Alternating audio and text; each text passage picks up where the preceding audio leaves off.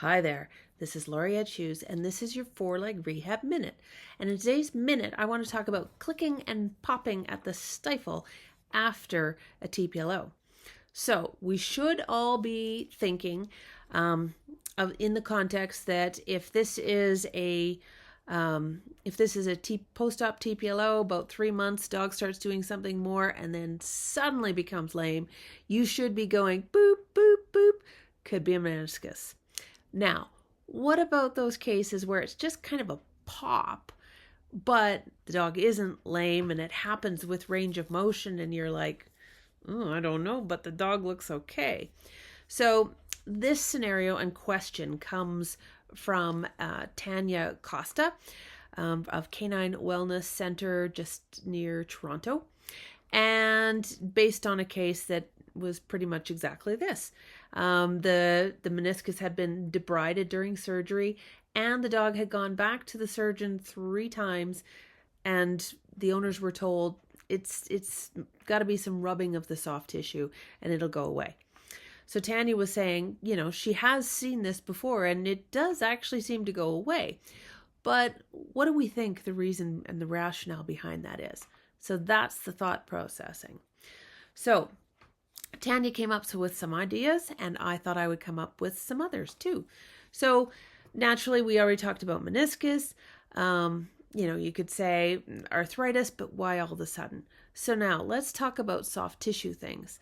So maybe there is an aspect where things suddenly lengthen, or the quads weakness causes rubbing of the soft tissue over a bony surface, and you get a pop or some sort of odd sensation in through there, simply because of the lack of muscle strength of the quads, and then how it is being pulled over top of bony surfaces.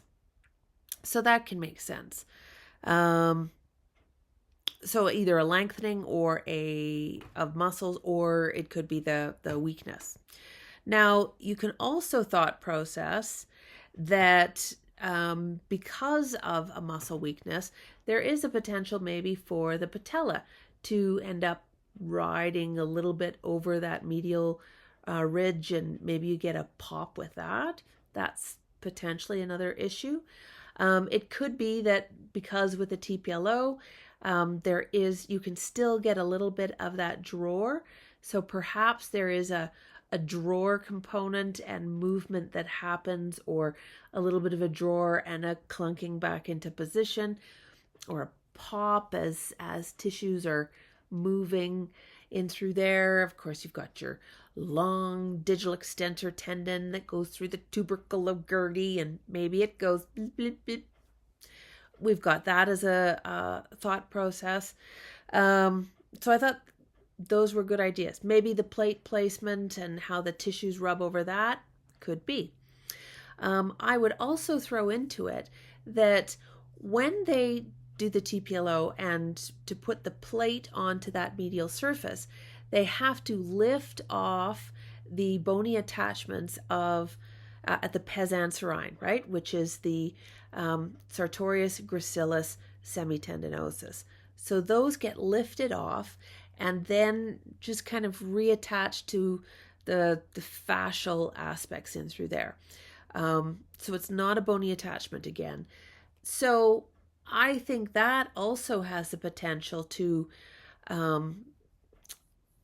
shift, move weirdly, allow for abnormal or odd pulls in the muscle. It could be that the suture material might itself be going blip, blip, blip. There could be over that time frame where something comes loose, and that allows for the blipping. So any of those aspects too, let's see. Yeah.